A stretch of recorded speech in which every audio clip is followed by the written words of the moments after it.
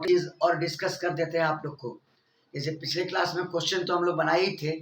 वो क्वेश्चन था कि बार मैग्नेट पर टॉर्क कितना लग रहा है, बार मैग्नेट को इस एंगल से उस एंगल तक ले जाने में वर्क कितना हुआ, टॉर्क ने कितना वर्क किया या टॉर्क के अगेंस्ट कितना वर्क हुआ। ये सब सवाल आप लोगों ने क्रैक किया। अब एक इम्पॉर्टेंट चीज़ है कि बार मैग्नेट अगर किसी एक्सटर्नल मैग्नेटिक फील्ड में एसएचएम कर रहा हो तो उसका टाइम पीरियड क्या होगा। इस पे काफ़ी क्वेश्चन है आपके क्वेश्चन बैंक में, तो लिखिएगा time period of a bar magnet in an external magnetic field.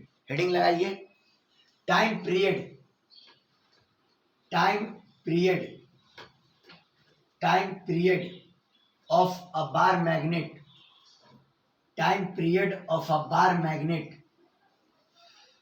Time period of a bar magnet in an external magnetic field, in an external magnetic field। External के आगे एक और चीज मैग्नेटिक फील्ड। अभी जो फॉर्मूला लाएंगे तो magnetic field uniform है ना।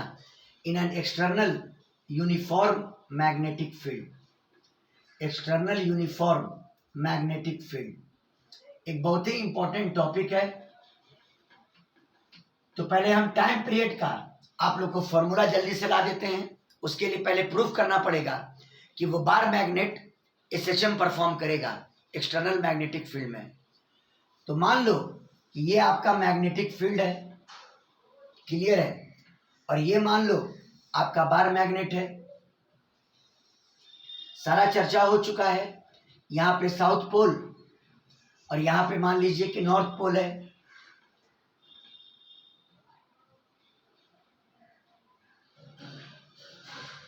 और आप जानते हैं कि इसका मैग्नेटिक डाइपोल मोमेंट साउथ से नॉर्थ की तरफ है। मैग्नेटिक डाइपोल मोमेंट साउथ से नॉर्थ की तरफ है। ये मैग्नेटिक डाइपोल मोमेंट हुआ और ये मैग्नेटिक फील्ड हुआ। तो किसी इंस्टेंट ऑफ टाइम पर मान लीजिए कि magnetic dipole moment magnetic field के साथ थीटा एंगल बना रहा है। समझ गए?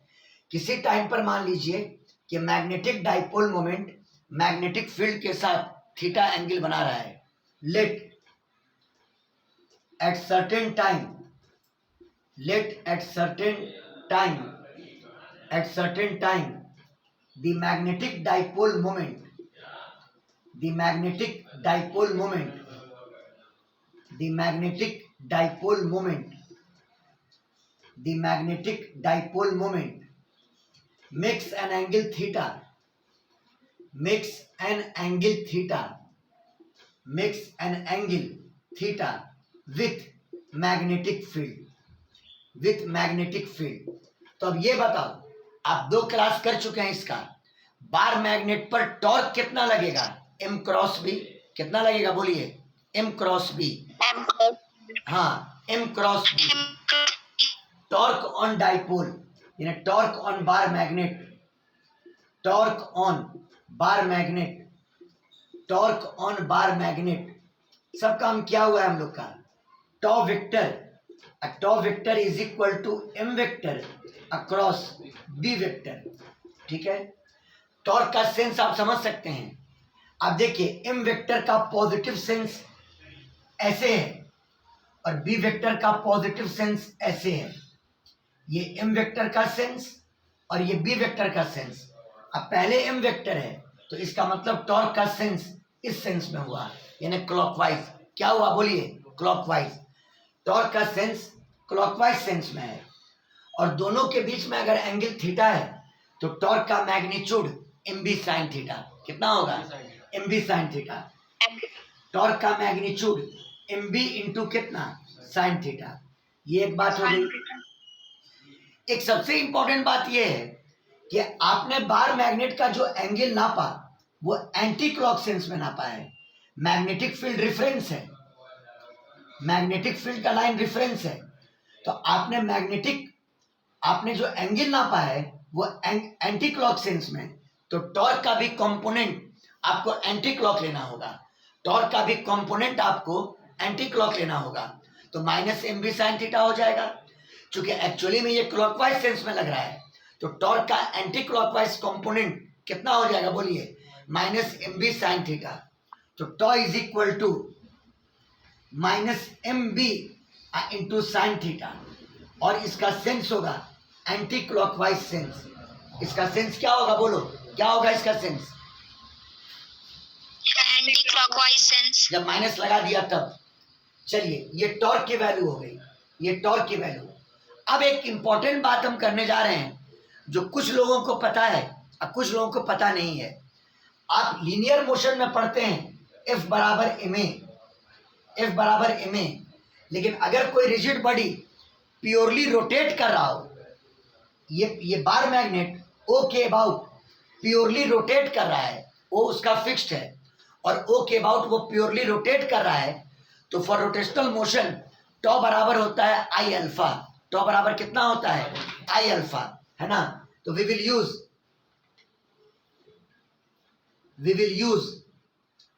यूज टॉ बराबर आई अल्फा, जहां पे आई क्या है, moment of inertia of bar magnet, moment of inertia of bar magnet.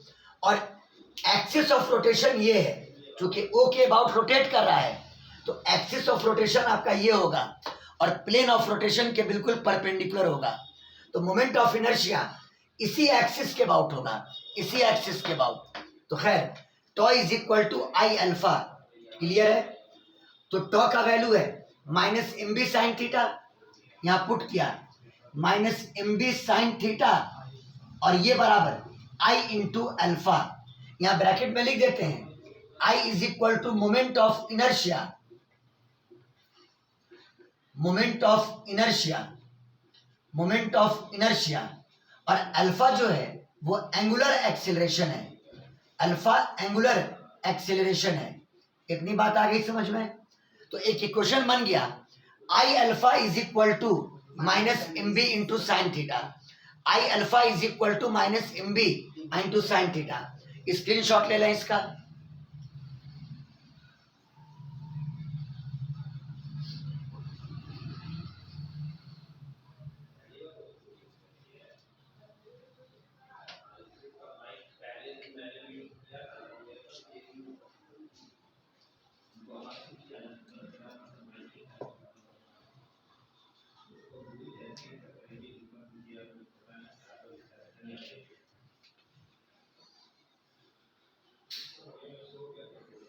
हो गया, बोलिए स्क्रीनशॉट हो गया, बोलो। यस सर हो गया। चलिए आगे प्रोसीड कीजिए। अब तो minus M B sine theta is equal to I alpha, यहीं से शुरू करते हैं। अल्फा कैलकुलेट कीजिए, मतलब एंगुलर एक्सेलरेशन, हाँ, alpha is equal to minus M B sine theta by I, बहुत अच्छा, minus M B sine theta by I. अब अगर मान लीजिए ये स्लाइटली स्मॉल एंगल से घुमा होगा, चूंकि एसएचएम जो होता है वो फॉर स्मॉल डिस्प्लेसमेंट होता है, यानी अगर यहां से ये बहुत ही स्लाइट एंगल से घुमा होगा तो थीटा बहुत ही स्मॉल। तो अगर theta is very very small, तो कितनी बार हम कह चुके हैं sine theta approximately equal to theta, sine theta approximately equal to कितना, थीटा, हाँ, sine theta approximately equal to theta, यहां पुट कर दो। तो alpha is equal to minus M B by I, minus M B by I, और यहां पर हो जाएगा थीटा। और इस ग्रुप के सभी स्टूडेंट को हम एसएचएम पढ़ाए हुए हैं, जरा गौर कीजिए, ये टर्म है एक्सेलरेशन, ये टर्म है डिस्प्लेसमेंट, और ये टर्म है कांस्टेंट। और याद है कांस्टेंट को लिखते थे ओमेगा स्क्वायर, ये बराबर माइनस ओमेगा स्क्वायर एक्स का फॉर्म आया कि नहीं आया, बोलिए बोलिए। यस सर आ गया। हाँ, यस सर। इक्वेशन आया, ये ए बराबर माइनस ओमेगा स्क्वायर एक्स का फॉर्म आया। इसका मतलब अगर इस बार मैग्नेट को थोड़े से एंगल से रोटेट करा के छोड़ दो तो ये मैग्नेटिक फील्ड के अबाउट एसएचएम एग्जीक्यूट करता रहेगा, एसएचएम एग्जीक्यूट करता रहेगा। बात फॉलो किए। सो मतलब फील लेना है, ये बार मैग्नेट इस तरह से एसएचएम एग्जीक्यूट करता रहेगा। बात आई समझ में। So the bar magnet will perform So the bar magnet will perform. So the bar magnet will perform. Will perform. Will perform simple harmonic motion, है ना। और याद होगा टाइम पीरियड निकालने के लिए हमेशा इस कांस्टेंट को इक्वेट करते थे ओमेगा स्क्वायर से। किससे? ओमेगा स्क्वायर से। यानी omega square is equal to M B by I, M B by I. और यहां से कैलकुलेट कर लो कि ओमेगा बराबर under root M B by I. Omega बराबर कितना? Under root M B by I. अब बताओ टाइम पीरियड मतलब एक कंप्लीट ऑक्सीलेशन में जो टाइम लगता है उसको टाइम पीरियड कहते थे। तो टाइम पीरियड की वैल्यू क्या होती थी? 2 pi by omega. 2 pi by omega. Now time period यानी टी बराबर 2 पाई बाई ओमेगा, और ओमेगा की वैल्यू है under root M B by I. Put किया 2 pi by under root M B by I, M B by I. I चला गया ऊपर और एम बी रह गया नीचे, तो ये बराबर 2 pi under root I by M B. I by कितना? M B.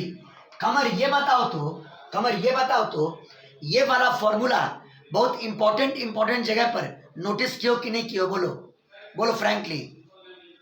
Yes sir. हाँ, तो अगर कोई बार मैग्नेट किसी एक्सटर्नल मैग्नेटिक फील्ड में एसएचएम परफॉर्म कर रहा है तो उसके टाइम पीरियड का फॉर्मूला, मेडिकल वाले बच्चों से कहते हैं कि फॉर्मूला जरूर याद करके जाइएगा, 2 pi under root I upon कितना? M B. हाँ, अब फॉर्मूला कैसे यूज करेंगे उसका न्यूमेरिकल अभी हम आपको करवा रहे हैं। टी बराबर 2 pi under root I by M B. I moment of inertia हुआ, एम मैग्नेटिक डाइपोल मोमेंट, और बी क्या हुआ? मैग्नेटिक फील्ड हुआ। बी क्या हुआ? मैग्नेटिक फील्ड हुआ, है ना। एम तो आप जान ही रहे हैं मैग्नेटिक डाइपोल मोमेंट, और बी आपका क्या है? मैग्नेटिक फील्ड है। तो ये टाइम पीरियड का एक इंपॉर्टेंट फॉर्मूला मैंने आपके लिए ड्राइव किया, स्क्रीनशॉट ले लें।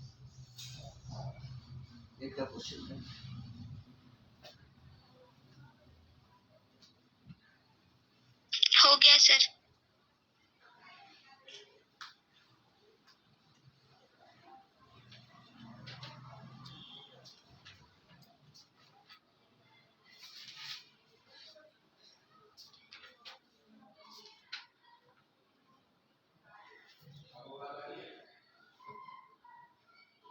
बोर्ड मिटा देते हैं। एक और इस फॉर्मूला को एक और रूप में हम एक्सप्रेस कर देते हैं। रुक जाओ। जैसे आपने लिखा time period is equal to 2 pi under root I by M B, capital M यानी मैग्नेटिक डाइपोल मोमेंट। ऐसे तो अलग अलग बॉडी का, अलग अलग ज्योमेट्रिकल शेप के बॉडी का अपना मोमेंट ऑफ इनर्शिया होता है। जैसे रिंग का अपने एक्सिस के about M R square, solid disc का अपने एक्सिस के about half M R square, solid sphere का 2/5 M R square, hollow sphere का 2/3 एम आर स्क्वायर। लेकिन याद होगा जो लोग हमसे रोटेशन पढ़े हुए हैं, मोमेंट ऑफ इनर्शिया का किसी भी एक्सिस के अबाउट एक जनरल फॉर्मूला होता था एम के स्क्वायर। क्या होता था? बोलिए क्या होता था? mk square. जहां पर के रेडियस ऑफ गायरेशन कहलाता था। के क्या कहलाता था? बोलिए radius of gyration. Radius of gyration. हाँ, तो इसको आप ऐसे भी लिख सकते हैं 2 पाई अंडर रूट आई की जगह पर एम स्मॉल एम, ये मैग्नेट का मास हो गया, ये मैग्नेट का मास हो गया, और आई बराबर एम के स्क्वायर बाई एम बी, जहां पे सिंबल बता देते हैं एम मैग्नेट का मास यानी मास ऑफ मैग्नेट, और k is equal to radius of gyration. k is equal to radius of gyration, है ना। हो सकता है किसी न्यूमेरिकल में अगर मैग्नेट के मास से कंसर्निंग क्वेश्चन हो टाइम पीरियड का तो आप इजीली सॉल्व कर सकते हैं। बोलिए कोई दिक्कत? बोलिए। No sir. स्क्रीनशॉट ले लें।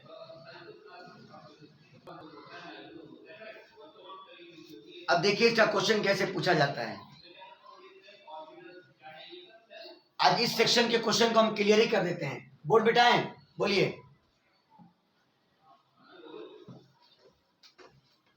Yes sir. लिखो क्वेश्चन। नीट में अभी नीटी का क्वेश्चन हम कर रहे हैं। ए bar magnet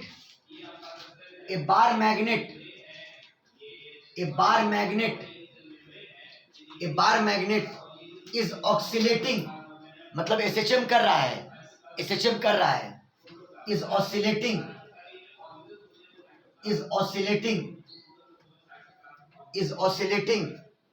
in Earth's magnetic field, in Earth's magnetic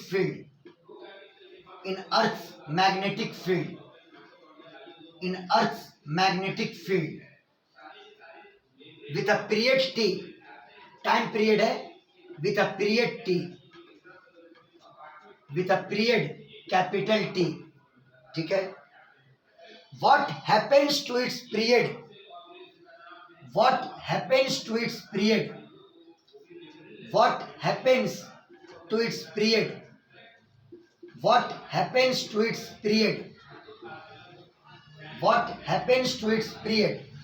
if its mass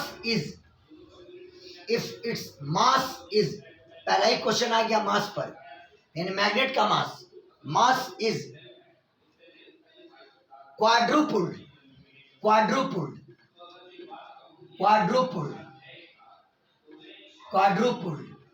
बोलिए क्लियर है।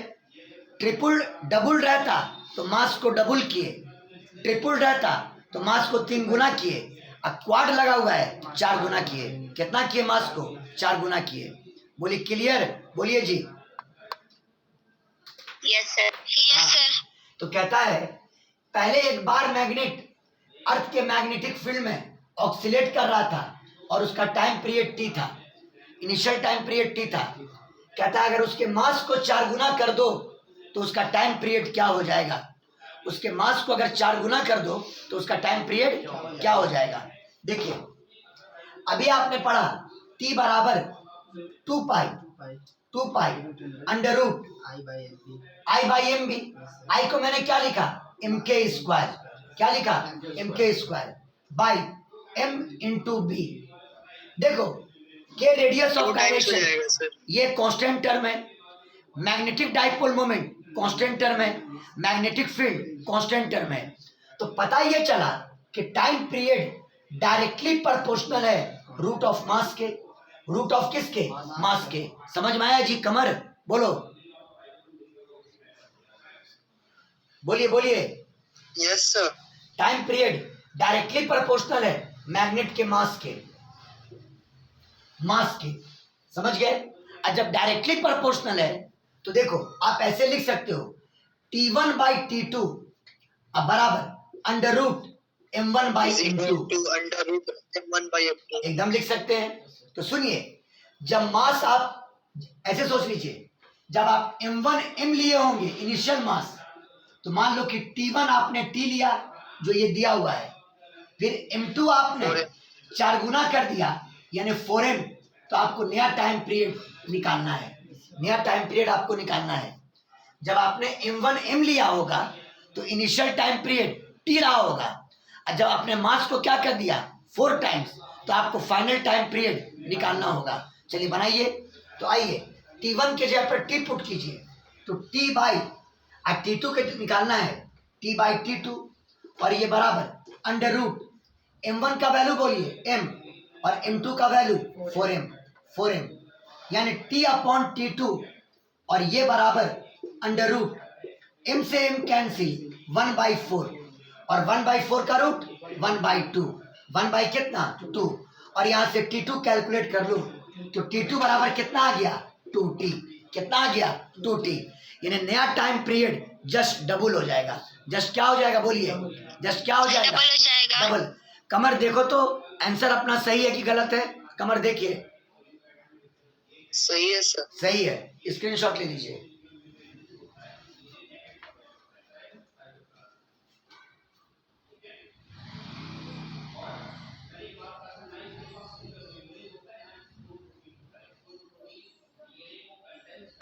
हो गया।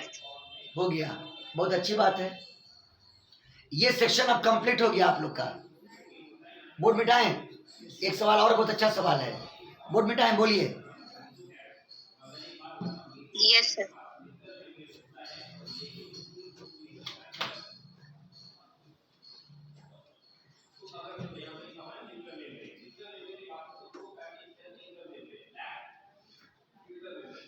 क्वेश्चन है, two bar magnets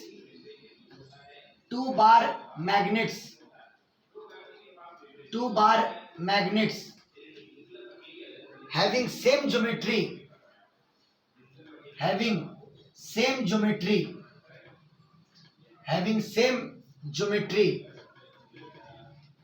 same geometry with magnetic moments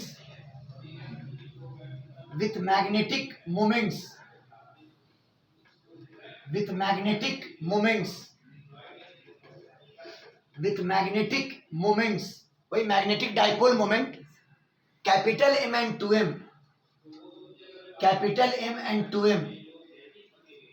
are first placed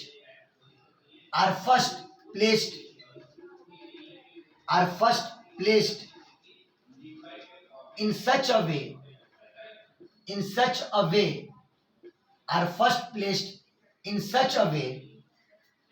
that their similar poles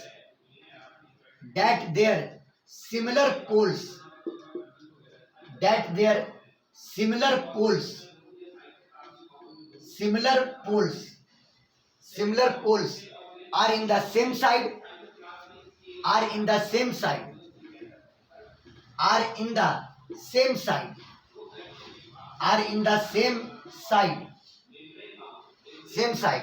and time period is t1. Time period कितना है? t1 है। and time period is t1 and time period is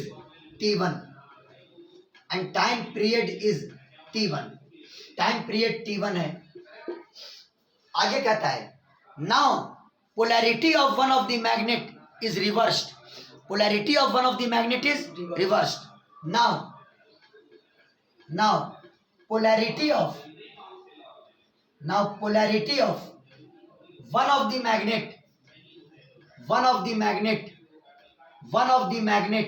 is reversed. Now polarity of one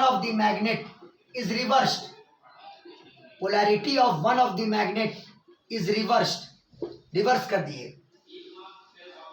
तो कहता बताओ, then the new time period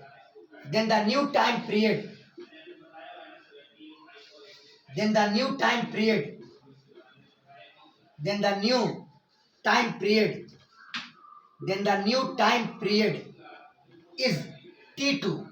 नया time period कितना? t2। और आपको चुनना है पहला option t1 less than t2, दूसरा option t1 is equal to t2, तीसरा option t1 greater than t2 और चौथा option t2 is equal to infinitive. ये आपका क्वेश्चन है, ठीक है। T2 बड़ा होगा T1 से। अच्छा, बहुत अच्छा, आपने कैलकुलेट कर लिया, खुशी की बात है। दो bar magnet having same geometry, अगर ज्योमेट्री सेम बोल रहा है, दोनों का लेंथ ब्रेड्थ हाइट सब कुछ सेम होगा, मतलब डायमेंशन सेम होगा। इसका मतलब दोनों का मोमेंट ऑफ इनर्शिया सेम होगा। दोनों का मोमेंट ऑफ इनर्शिया सेम होगा। तो पहले केस में दोनों बार मैग्नेट को एक का सर एक एम्स में क्वेश्चन पूछा था सर। एम्स में पूछा, नीट में पूछा है, दोनों में पूछे हुआ है। सर एक एम्स में क्वेश्चन पूछा था सर, एंगुलर एक्सेलरेशन पूछा था सर। अच्छा, निकालने के लिए पहले इसको क्लियर कर लें पहले इसको क्लियर। Yes sir. हाँ, दो बार मैग्नेट है, सेम ज्योमेट्री, मतलब दोनों का मोमेंट ऑफ इनर्शिया सेम। एक का डाइपोल मोमेंट m है और एक का डाइपोल मोमेंट 2m है। पहली बार में इस तरह से रखा गया कि दोनों का सिमिलर पोल्स एक जगह पर है, सेम साइड पर है। देखो, इनिशियल केस इनिशियल केस देखिए, ये पहला मैग्नेट, ये साउथ पोल, ये नॉर्थ पोल, ये दूसरा मैग्नेट, ये साउथ पोल और ये नॉर्थ पोल। अच्छा, पहले वाले का dipole moment m south to north, और इसका भी dipole moment m 2m south to north. 2m होगा ना? बोलो बोलो बाबू बोलो, अरे बोलिए। Yes, sir. हाँ, डाइपोल मोमेंट का डायरेक्शन होगा साउथ टू नॉर्थ। अब दोनों की ज्योमेट्री सेम है, तो दोनों का मोमेंट ऑफ इनर्शिया आई मान लो, इसका भी moment of inertia I, moment of inertia I, और इसका भी मोमेंट ऑफ इनर्शिया आई, मान लिया। क्लियर है? बताओ आई नेट क्या होगा? तो मोमेंट ऑफ इनर्शिया में आपको वेक्टर मेथड नहीं लगाना है, दोनों को ऐड कर दीजिए, चाहे सिमिलर पोल्स एक तरफ हो चाहे अपोजिट पोल्स एक तरफ हो, उससे कोई फर्क नहीं पड़ेगा। तो बोलो आई नेट यानी नेट मोमेंट ऑफ इनर्शिया, बोलो कितना? 2i। बोलो कितना होगा? 2i, i plus I 2i। और नेट डाइपोल मोमेंट 3 यहाँ पर दोनों सेम डायरेक्शन में है, दोनों सेम डायरेक्शन में है, ऐड कर दो 2m प्लस m यानी 3m इनिशियल केस में। और इनिशियल केस में टाइम पीरियड t1 है, आप t1 का फॉर्मूला लिख दो। t1 का क्या लिख दो? Formula t1 is equal to 2 pi into under root I net, I by M B बोले हैं, आई बाई एम बी, तो आई नेट अब बटा M net into B, M net into कितना? बी। देखो मैग्नेटिक फील्ड जो है वो अर्थ मैग्नेटिक फील्ड है, वो दोनों केस में कांस्टेंट रहेगा, वो दोनों केस में क्या रहेगा? कांस्टेंट रहेगा। चलिए बराबर 2 पाई इंटू अंडर रूट, बोलिए आई नेट की वैल्यू 2i, एम नेट की वैल्यू 3i इंटू बी, और 3m इंटू बी। ये इनिशियल केस यानी t1 निकाल लिया हम लोगों ने t1 कैलकुलेट कर लिया।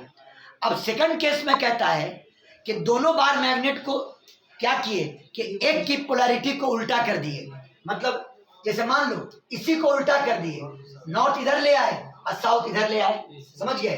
तो अब मेरे पास जगह बहुत कम यहाँ पर है, आप पहले स्क्रीनशॉट ले लें फिर हम आगे बढ़ जाते हैं।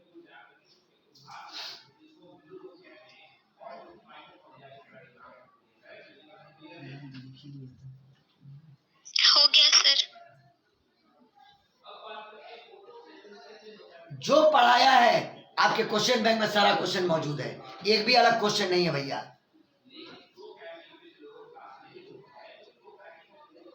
अब आप प्रैक्टिस ना करेंगे तो ये गलती आपकी होगी।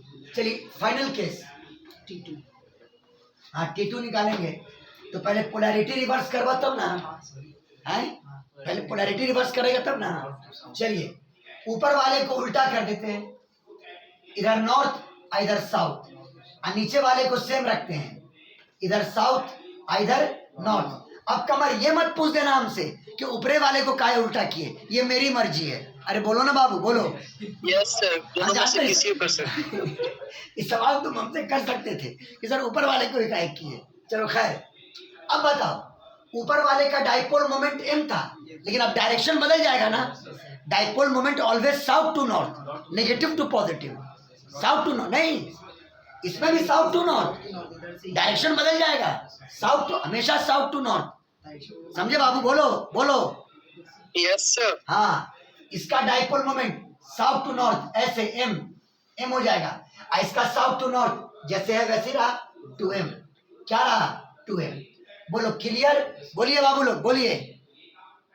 Yes sir. बाकी इसका भी मोमेंट ऑफ इनर्शिया आई था और इसका भी मोमेंट ऑफ इनर्शिया आई था।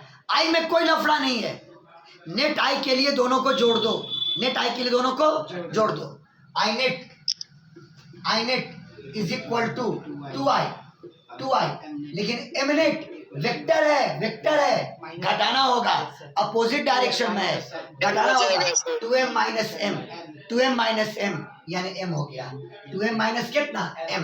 बोलो मजा आया कि नहीं आया? बोलो बोलो जी। Yes sir. अब बताइए यस सर। नया टाइम पीरियड यानी T2 बराबर 2 pi into under root I net का वैल्यू 2i अब बटा एम नेट का वैल्यू m इंटू बी। चलिए ये T2 का फॉर्मूला हो गया। और अब दोनों में कंपेयर करना है कि बड़ा है छोटा है क्या है, मतलब उसके लिए मेरा तरीका क्या है कि आप रेशियो निकाल दो। क्या निकाल दो, बोलो क्या निकाल दो? रेशियो। आइए T2 अपॉन T1 2 पाई से 2 पाई कैंसिल, 2 पाई से 2 pi cancel, under root 2i upon M B divided by under root 2i upon 3mb। मजा आता होगा, ये रूट 2i और ये रूट 2i कैंसिल हो गया। बोलिए बाबू लोग, बोलिए यस सर। बराबर अंडर रूट 3mb ऊपर गया तो अंडर रूट 3mb ऊपर गया और नीचे में अंडर रूट mb, बड़का रूट ले लेते हैं, नीचे में अंडर रूट mb और mb से mb कैंसिल, बच गया रूट 3। क्या बच गया? रूट 3। हाँ, यानी T2 by T1 is equal to root 3। इसका मतलब कि T2 बराबर रूट 3 इंटू कितना? √3 into T1। ये बताओ रूट 3 1 से बड़ा कि छोटा? 1 से बड़ा। 1 से बड़ा। 1 से बड़ा होगा सर। रूट 3 1 से बड़ा होता है और रूट 3 अगर 1 से बड़ा है तो T1 में 1 से बड़ा नंबर मल्टीप्लाई किए तब T2 आया, यानी कंफर्म T2 बड़ा है T1 से। T2 बड़ा है किससे? T1 से। बोलिए समझ में आया कि नहीं आया? बोलिए। Yes sir. Yes sir. This implies that T2 greater than T1। T2 बड़ा है T1 से।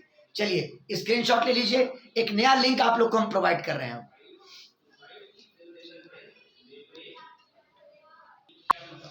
तो आपका प्रूव हो गया कि T2 बड़ा है किससे? बोलिए किससे बड़ा है?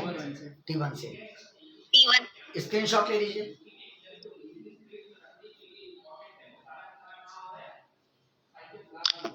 हो गया।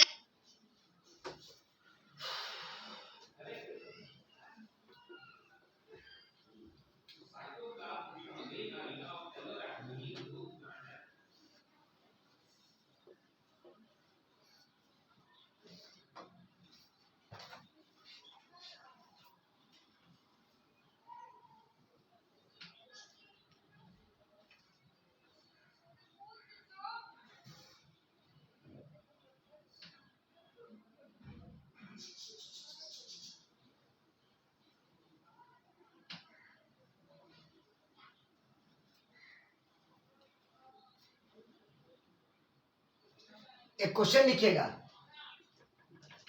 ए bar magnet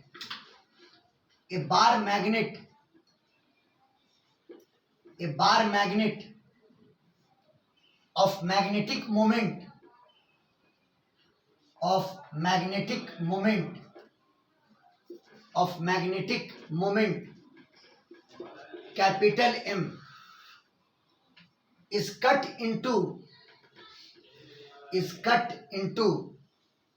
two parts of equal length, two parts of equal length.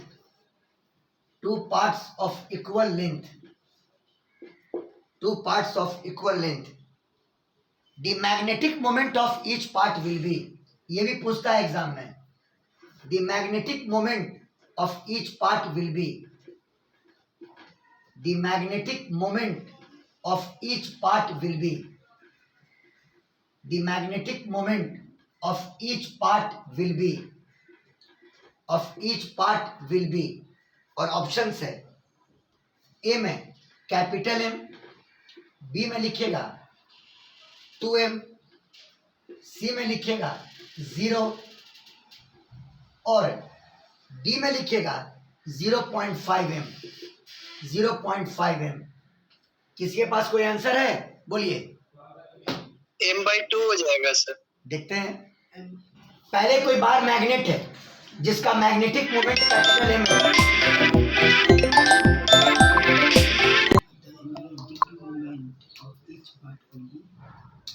Last में आगे वीडियो खराब हो गया।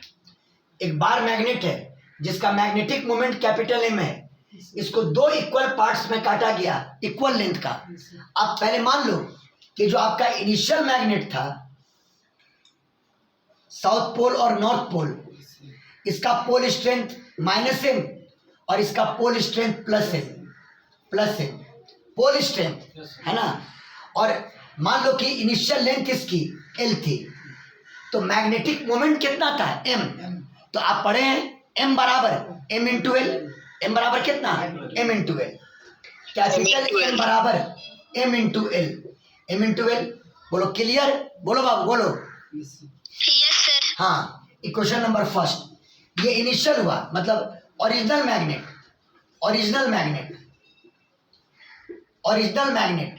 यही तो एक खूबी है, अगर आप यहां से इसको डिवाइड कर दें दो इक्वल हाफ में, जानते हैं ये साउथ पोल है ना, यहाँ पे नॉर्थ पोल अपने आप डेवलप कर जाएगा और यहाँ पे साउथ पोल अपने आप डेवलप कर जाएगा। बोलो क्लियर है, बोलो बाबू बोलो।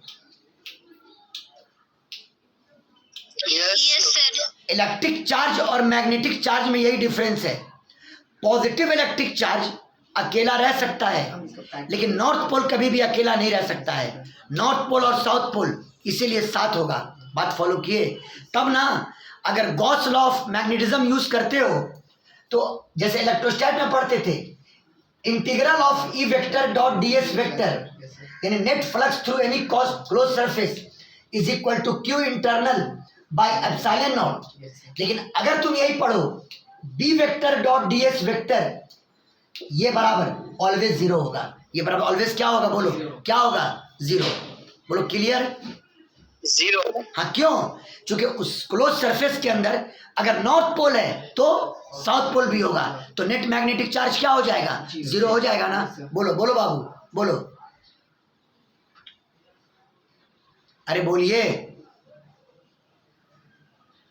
बोलिए, आवाज नहीं जा रही है क्या, आवाज जा रही है?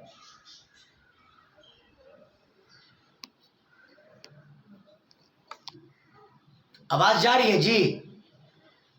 Yes sir.